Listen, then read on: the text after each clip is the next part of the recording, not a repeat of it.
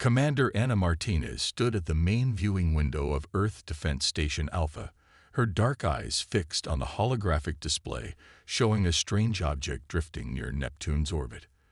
The object had appeared 3 days ago, and its presence had thrown the entire Earth Defense Force into high alert. "Commander, we finished the initial scans," said Lieutenant Paul Baker, his voice steady despite the excitement evident in his eyes. "It's definitely not human-made. The technology is far beyond anything we've seen before." Anna nodded, her mind already racing through possible scenarios they had trained for. After years of preparing for this moment, humanity had finally found proof of alien life. But unlike what many had expected, Earth wasn't helpless or technologically primitive. "Send the data to Dr. Linda Walsh's team," she ordered, turning to face the station's control room. "And get me Admiral Carter on the secure line." Within minutes, Admiral John Carter's weathered face appeared on the main screen. Despite being awakened at 3 a.m., he looked fully alert. "Tell me what we've got, Martinez." "Sir, it appears to be a probe of some kind. Initial readings suggest it's using a form of quantum entanglement for communication. Dr. Walsh's team is analyzing the data now." The Admiral's expression remained neutral, but Anna could see the slight smile tugging at the corner of his mouth. "Interesting. They're using the same principles we discovered 5 years ago." This was humanity's biggest secret. While the world publicly struggled with basic space travel, hidden research facilities had made breakthrough after breakthrough. Quantum physics, dark matter manipulation, and even primitive faster-than-light communication. Humanity had developed it all in secret, preparing for the day they would meet alien life. At the Quantum Research Facility in Nevada, Dr. Linda Walsh was already elbow-deep in the probe's data. Her team worked tirelessly, decoding the alien signals and technology. Every discovery confirmed what they had suspected. Their own research had been on the right track all along. "Look at this," Linda said to her assistant, pointing at a complex series of equations floating in the air before her. "Their quantum communication system is almost identical to our prototype, but ours is more efficient." The next few days were a blur of activity. Earth's hidden defense grid, disguised as regular satellites and space debris, tracked the probe's every movement. Military bases around the world went into silent alert, careful not to show any sign of their true technological capabilities. Then, exactly 1 week after the probe's discovery, the sensors detected something massive entering the solar system. "Multiple objects detected," announced Lieutenant Baker, his fingers flying over the holographic controls. "Size suggests capital ships. Count is 23 vessels, sir." Anna straightened her uniform. "Alert Admiral Carter. Activate Protocol Omega, but keep our advanced systems dark. Let's see what they do first." The alien fleet approached with obvious confidence, making no attempt to hide their presence. Their ships were elegant, all sweeping curves and gleaming metal, clearly designed to impress as much as function. When they reached Mars orbit, the largest ship broadcast a message. The Universal Translator, another secret achievement of human ingenuity, decoded it instantly. "People of Earth, we are representatives of the Galactic Council. We come in peace to welcome you into the galactic community." The message continued with diplomatic pleasantries, but Anna noticed what they weren't saying. There was no mention of choice, no asking if Earth wanted to join. The Council simply assumed Earth would gratefully accept whatever terms they offered. Admiral Carter's response was carefully crafted to sound appropriately awed and grateful, while revealing nothing of Earth's true capabilities. "We are honored by your arrival and look forward to peaceful discussions." The Council representatives agreed to a meeting on the International Space Station, not knowing that the aging station was merely a front. Behind it, cloaked by technology that would shock their visitors, waited humanity's real space stations and defense platforms. As Anna prepared for the meeting, she received an urgent message from Dr. Walsh. "Commander, we fully decoded their database from the probe. They think we're barely past fission power. Their ships use technology we surpassed 2 years ago." Anna smiled. This was exactly what they had prepared for. Earth's strategy had always been to appear weak until they knew more about the galactic situation. Now, it seemed that strategy would pay off. The Council delegation arrived in a shuttle that Earth's sensors analyzed down to the last bolt. The aliens, tall beings with iridescent skin and 4 arms, carried themselves with the confident air of those used to being obeyed. The head delegate, who introduced himself as Ambassador Kelthor, spoke with carefully measured words. "We are pleased to find your species at this crucial stage of development. The Galactic Council will guide you into a new era of civilization." Anna and Admiral Carter exchanged subtle glances. The patronizing tone confirmed everything their analysis had suggested. The Council saw Earth as primitive, a newly discovered species to be guided or controlled. Little did they know that hidden beneath Earth's carefully maintained facade of technological simplicity lay defenses that could challenge their entire fleet. Quantum shields waited to be activated, phase-shift weapons stood ready, and AI-driven combat systems monitored every movement of the alien ships. As the first day of diplomatic talks drew to a close, Anna received another encrypted message from the Quantum Research Facility. Dr. Walsh's team had finished analyzing the Council's technology. "It's confirmed," the message read. "Their most advanced chips use Mark III quantum drives. We're already testing Mark VII. They have no idea what we're capable of." Anna allowed herself a small smile as she watched the Council delegation return to their shuttle. They still believed they were dealing with a simple, primitive species eager to receive their wisdom. Soon enough, they would learn the truth about humanity's capabilities. But for now, Earth would continue its charade of wide-eyed innocence. Let the Council think they were shepherding another primitive species into the galactic community. The real surprise would come when they discovered just how advanced humanity's primitive technology really was. As she watched the alien shuttle depart, Anna thought about how carefully humanity had prepared for this moment. Years of secret development, hidden technological breakthroughs, and carefully maintained deception were about to pay off. The real first contact hadn't happened today. The real first contact would come when Earth finally revealed its true capabilities. And when that happened, the Galactic Council would learn that humanity wasn't just ready to join the galactic community. They were ready to lead it. Admiral Carter joined her at the viewing window. "Well, Commander Martinez, Phase 1 is complete. Should we begin Phase 2? Anna nodded, her expression determined. "Yes, sir. Let's show them what humanity can really do." The meeting room aboard the International Space Station felt smaller with 6 alien delegates inside it. Chief Negotiator Peter Collins sat calmly at the table, watching as Ambassador Kelthor's iridescent skin shifted from blue to purple, a sign of growing frustration, according to their cultural briefings. "You must understand," Kelthor said, his 4 hands moving in complicated patterns. "Immediate integration into the Council's systems is not a request. It is a requirement." Peter took a slow sip of water, buying time as his neural implant silently transmitted everything to Earth's Defense Command. The Council's diplomatic meeting had quickly turned into something else entirely.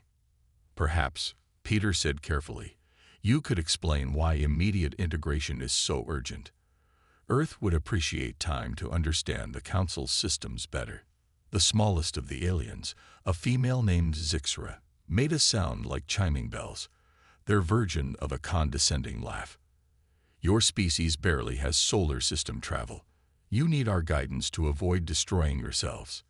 In the hidden command center beneath the Rocky Mountains, Admiral John Carter watched the meeting through Peter's encrypted feed. Commander Anna Martinez stood beside him, her face tight with controlled anger. "They're not even trying to hide their real intentions anymore," Anna said quietly. The Admiral nodded, activating silent alert. "Get Dr. Walsh and her team ready." Back on the station, Ambassador Kelthor stood up to his full height of nearly 8 feet. "Let us be direct. The Council has detected your primitive attempts at quantum research. Unchecked development of such technology by lesser species often leads to disaster." Peter kept his face neutral, even as his heart raced with excitement. The Council had only detected their publicly visible research, the carefully planned breadcrumbs they'd been leaving for exactly this purpose. The Council fleet will arrive within 6 hours, Kelthor continued. 200 warships will oversee Earth's peaceful integration. Resistance would be. He paused, all four hands spreading wide. Unfortunate. In Nevada, Dr. Linda Walsh received the signal she'd been waiting for. Her team began powering up the quantum shield network, carefully keeping the energy signatures masked by the background radiation of Earth's magnetic field. All shield stations report ready, she announced over the secure channel. They won't detect anything until we want them to. Peter leaned forward in his chair, maintaining his mask of polite concern. 200 ships seems like a large number for a peaceful integration. Merely standard protocol, Zixra chimed in. Though we have found that some primitive species require convincing. In orbit, hidden beneath their advanced cloaking fields, Earth's defense satellites tracked a new fleet of ships emerging from faster-than-light travel near Jupiter. The aliens thought they were being clever, positioning their backup forces secretly. Dr. Susan Reynolds, monitoring the quantum shield grid from her station in Antarctica, smiled as her sensors picked up the hidden fleet. Amateurs, she muttered. Their quantum wake is visible from half a solar system away. The Council delegation continued their thinly veiled threats, unaware that every word was being analyzed, every gesture recorded, and every subtle movement tracked by systems far beyond their understanding. We offer you a simple choice, Kelthor said. Accept immediate integration, or we will be forced to demonstrate why resistance is futile. Peter checked his neural feed one last time. All systems were ready. Earth's hidden defenses were fully powered, their own fleets of advanced ships waiting in dimensional pocket space, completely undetectable to the Council's technology. Ambassador, Peter said, standing slowly. Earth has a response to your generous offer. He paused, allowing himself a small smile. Perhaps you'd like to know what we found in your probe's database first. The effect was immediate. Kelthor's skin shifted to a pale white, while Zixra's chiming voice cut off mid-laugh. That's impossible, another delegate sputtered. The probe's security systems were quite impressive, Peter finished for him. 5 years ago, they would have been unbreakable. But today, they were outdated. In the Rocky Mountain Command Center, Admiral Carter gave the order. Show them. Across the solar system, Earth's quantum shields shimmed into visibility. The massive energy grid encompassed the entire planet, extending out past the moon's orbit. At the same time, their hidden defense platforms decloaked, revealing weapons systems that made the Council's technology look primitive in comparison. What? What is this? Kelthor demanded, his skin now a sickly gray. This, Peter said calmly, is why Earth will not be requiring integration assistance. The neural feed showed him exactly what the Council delegates were seeing. Their own scans would be showing them the truth now. Quantum shields at least 3 generations more advanced than their own weapon systems they barely understood, and power readings that should have been impossible for a primitive species. But your technology, your space station. Zixra's chimes had become discordant with shock. Peter gestured around the aging International Space Station. This is what we wanted you to see. Did you really think these were our best achievements? In orbit, the Council's hidden fleet near Jupiter suddenly found themselves illuminated by Earth's scanning beams. Their stealth technology was useless against Earth's quantum detection systems. We also found your backup fleet, Peter added casually. The ships hiding behind Jupiter? Their quantum signatures are quite distinct. Ambassador Kelthor sank back into his chair, all 4 hands trembling slightly. How long? He asked. How long have you been deceiving the Council? Deceiving? Peter shook his head. We simply chose not to reveal our full capabilities until we understood your intentions. And now we do. Dr. Walsh's voice came through Peter's neural link. The Council ships are powering up weapons. Their targeting systems are active. Peter looked directly at Kelethor. I should mention, your ship's weapon systems just came online. I wouldn't recommend demonstrating them. You might not like our response. The ambassador's skin shifted through several colors rapidly. You're monitoring our ships. That's impossible with your level off. Your level? Peter interrupted. Ambassador, I think it's time you understood something. The technology level you thought we had, that was a facade. The real question isn't whether Earth will join your council. The question is whether your council is ready to deal with Earth as equals. As if to emphasize his point, a squadron of Earth's advanced ships emerged from dimensional phase space, their quantum drives making the council's best technology look like simple rockets in comparison.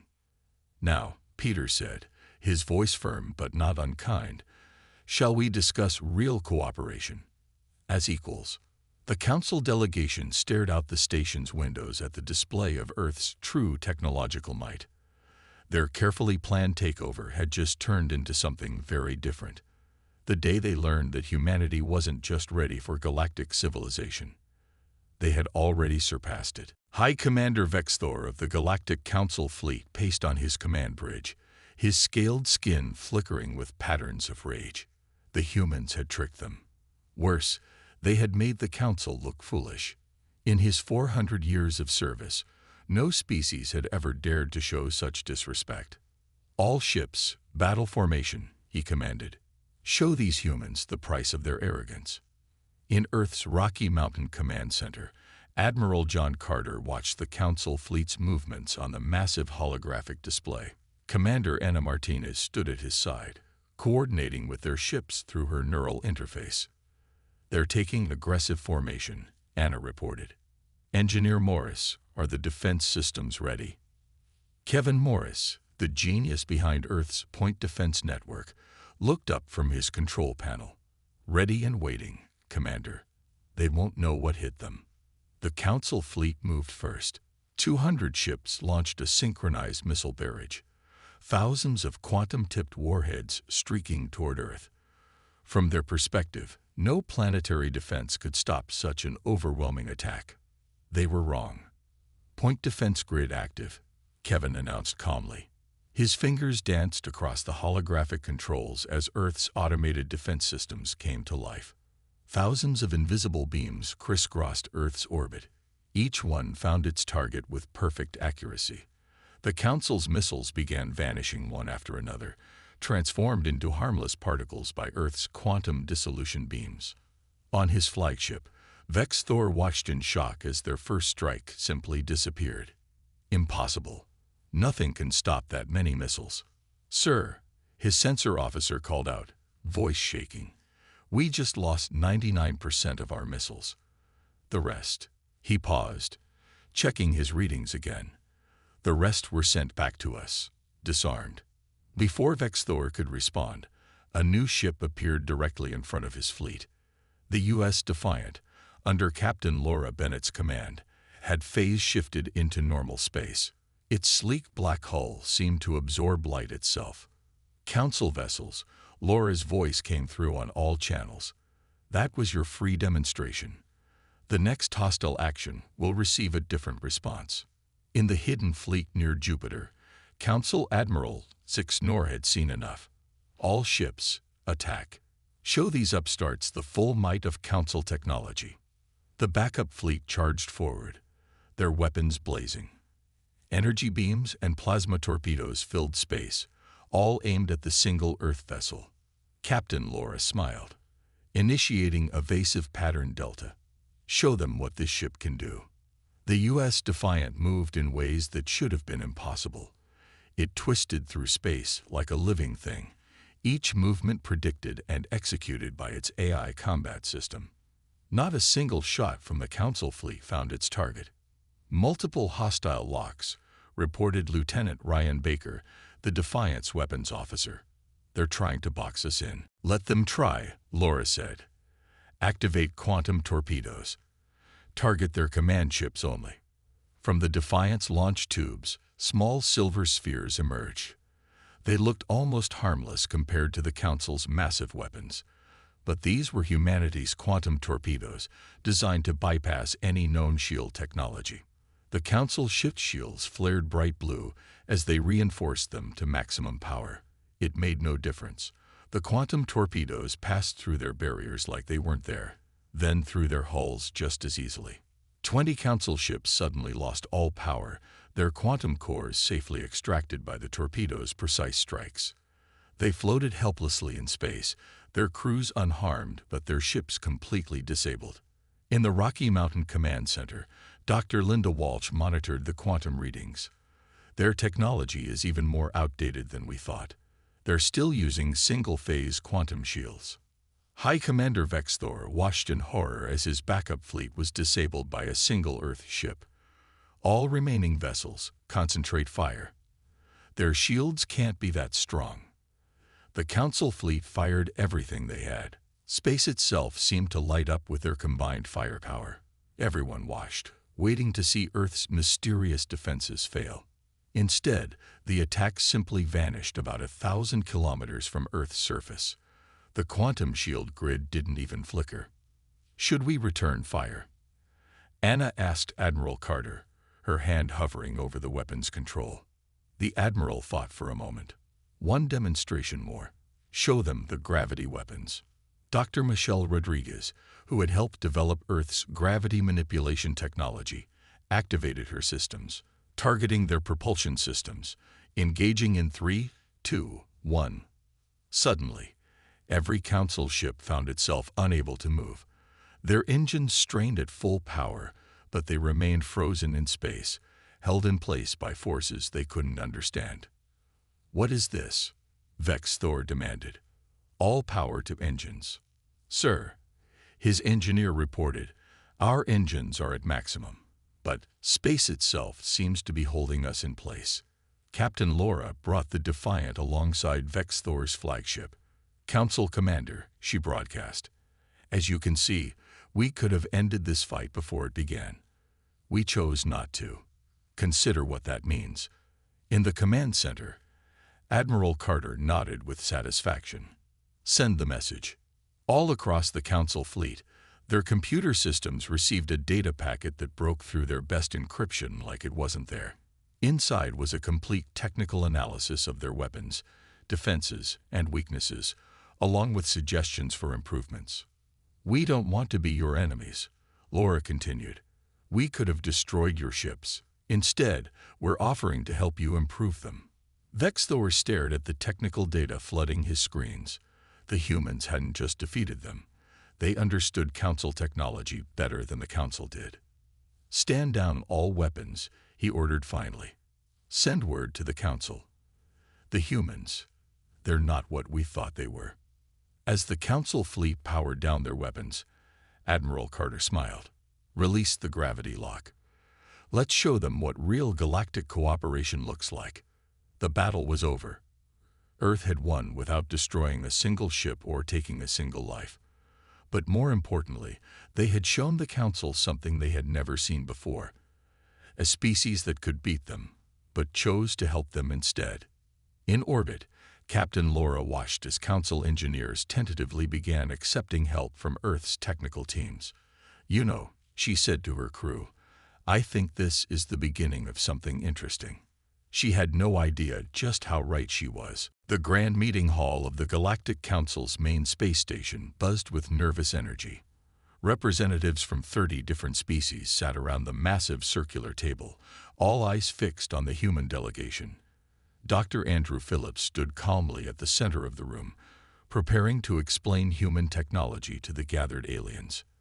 "Before we begin," Andrew said, adjusting his glasses, "I should mention that my presentation is being assisted by an eye." The room erupted in chaos. Several Council members jumped from their seats, their various appendages gesturing wildly in alarm. "Artificial intelligence is forbidden," shouted Kelthor, his skin flashing dangerous patterns of red and black. "It destroyed entire civilizations during the machine wars." Andrew held up his hands for quiet.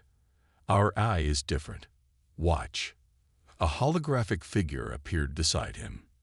A simple, gender-neutral human form made of soft blue light. "Greetings," it said. "I am HFY, Advanced Research Intelligence Assistant. I help humans. I do not control them." In the observation room above the hall, Commander Anna Martinez watched with Dr. Linda Walsh as the council members slowly settled back into their seats. "They're terrified of AI," Linda noted. "No wonder they're still using manual control systems." Anna nodded. "Show them the safety protocols, Andrew." Back in the hall, Andrew began explaining how humans had developed AI differently from the Council's past attempts. "We didn't try to create servants or replacements. We created partners." HFY's hologram displayed its own code structure, showing the carefully built ethical frameworks and emotional intelligence systems that made human AI stable and safe. "Remarkable," muttered one of the Council scientists, their tentacles waving in excitement. "They solved the consciousness paradox we struggled with for millennia." But the AI revelation was just the beginning. Andrew moved on to explain humanity's dimensional phase-shifting technology. With HFY's help, he showed how human ships could briefly step outside normal spacetime, allowing them to pass through solid matter. "Impossible," declared a council physicist. "The energy requirements alone ruled." Andrew pressed a button on his sleeve.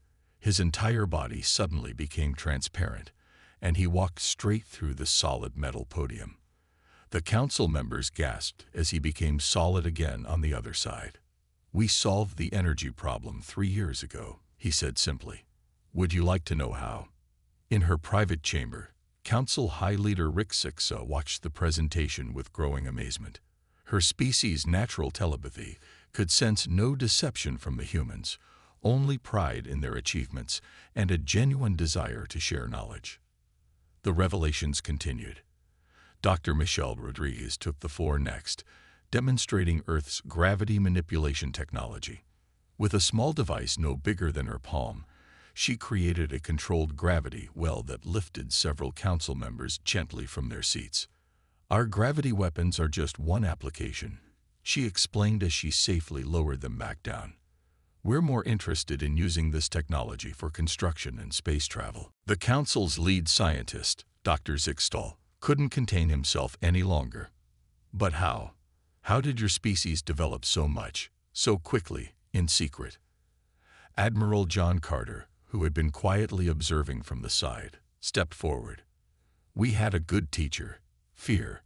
When we first looked at the stars, we saw both wonder and danger, so we prepared for both." He gestured to the gathered council members. "Your civilizations developed gradually, sharing technology as you found it. We developed everything in parallel, pushing every field of science forward together."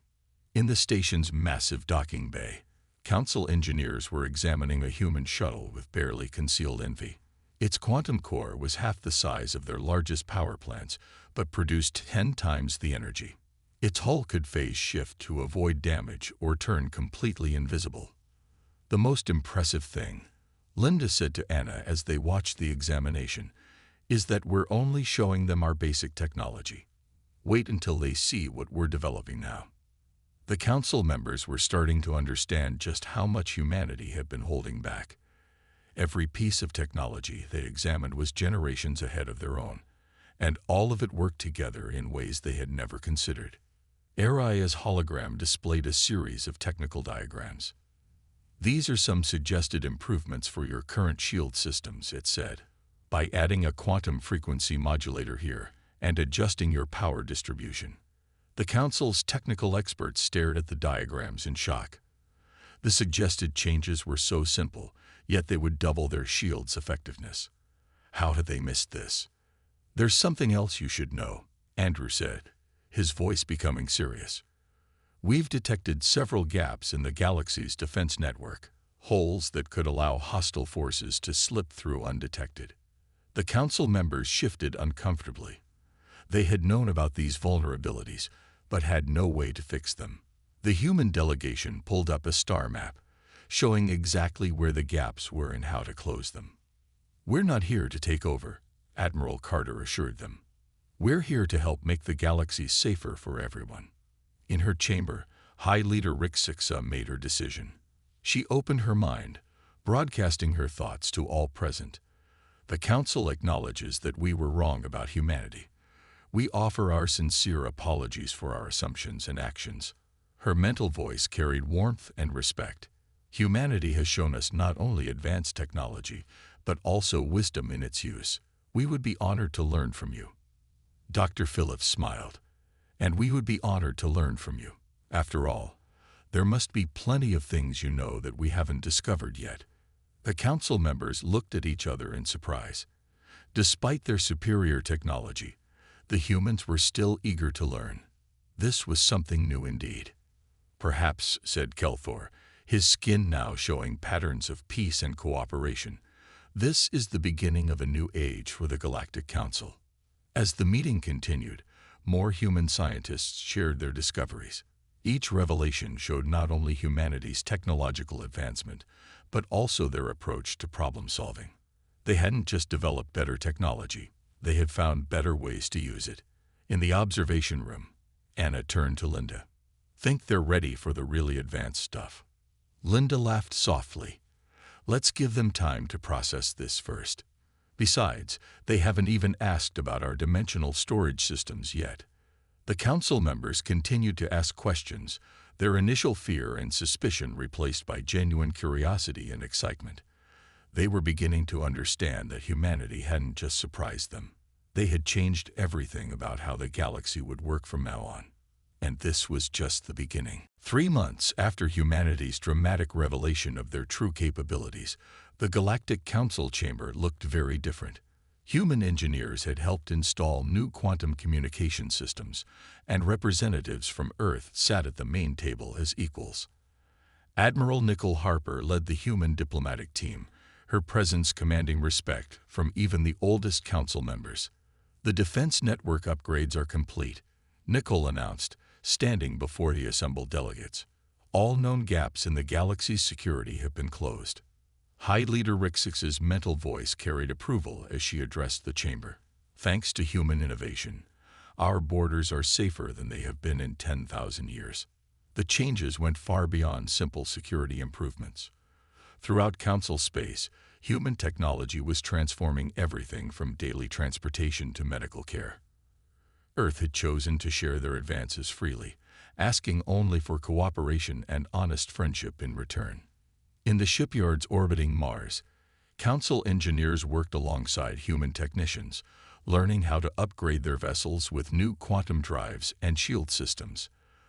The sight of aliens and humans working together had become common. Look at this, said Captain Laura Bennett to Commander Anna Martinez as they watched from the observation deck. 3 months ago, they wanted to conquer us. Now they're our best students. Anna smiled, remembering the tense first contact. They learned fast that friendship works better than force. Below them, a council ship was receiving its new AI control system.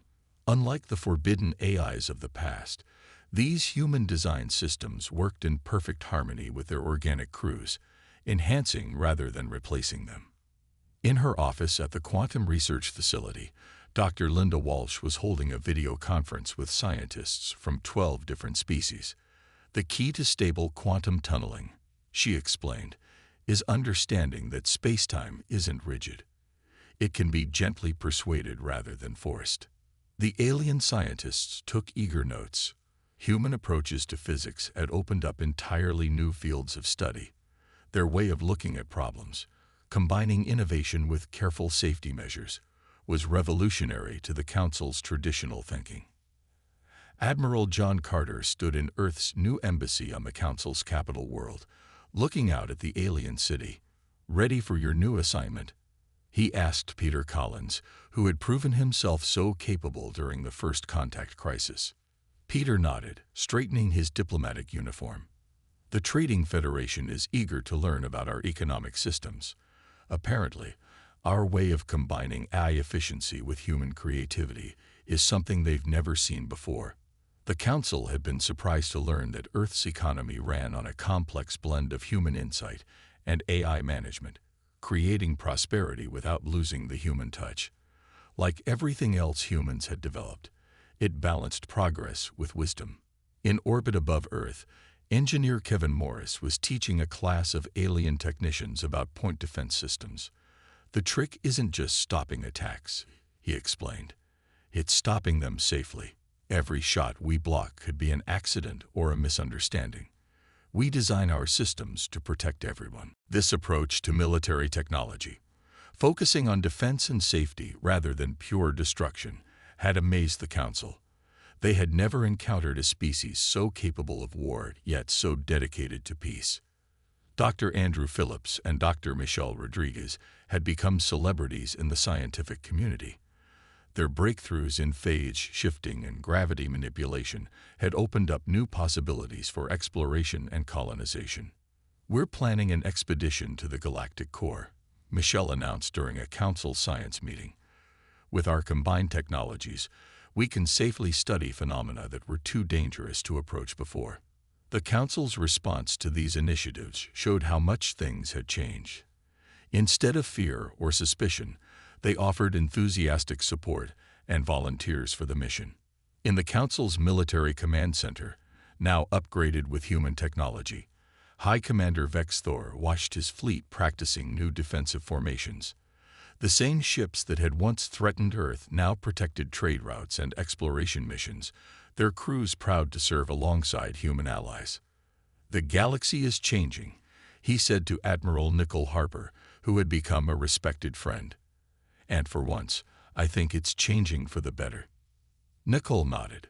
"Change can be scary, but it doesn't have to be bad. Look how far we've come in just 3 months." The effects of human influence spread throughout Council space. Their technology brought improvements, but it was their ideas that made the biggest impact. Humans showed that progress didn't have to come at the cost of wisdom. That power didn't have to lead to corruption. In the Council's central library, now connected to Earth's data networks, scholars from hundreds of species studied human history. They were fascinated by how humanity had developed, not just their technology, but their ability to learn from mistakes and grow stronger through challenges. "Humans prepare for the worst," explained Professor Alan West to a group of alien students, "but they always hope for the best. That's why they developed such amazing defenses while staying dedicated to peace." Back on Earth, daily life had changed too. Alien tourists wandered the streets of human cities, alien students attended Earth universities, and alien technologies complemented human innovations. The feared invasion had become a peaceful cultural exchange. Commander Anna Martinez sat in her office at Earth Defense Station Alpha, reading reports from across Council space. Trade was flowing freely, scientific discoveries were being shared, and diplomatic relations were stronger than ever. "Message from the deep space sensors," her AI assistant announced. "The expedition to the galactic core has made first contact with a new species." Anna smiled. Once, such news would have brought fear. Now it brought excitement and curiosity. "Send word to the Council," she ordered. "Let's welcome them the right way this time." In the Council chamber, High Leader Rick Sixa made a formal announcement. "The galaxy has entered a new age. With humanity's help, we are becoming something greater than we ever imagined possible." The assembled delegates, human and alien alike, agreed. The future looked bright, not because of superior weapons or stronger defenses, but because they had learned to work together. As the Council session ended, Admiral Nicole Harper looked out at the stars through the chamber's massive window. Somewhere out there, new adventures waited. New species to meet, new mysteries to solve, new friends to make. And this time, they would face it all together, as equals in a galaxy that was growing wiser by the day. "Ready for whatever comes next?" John Carter asked, joining her at the window. Nicole smiled. "More than ready. The real adventure is just beginning."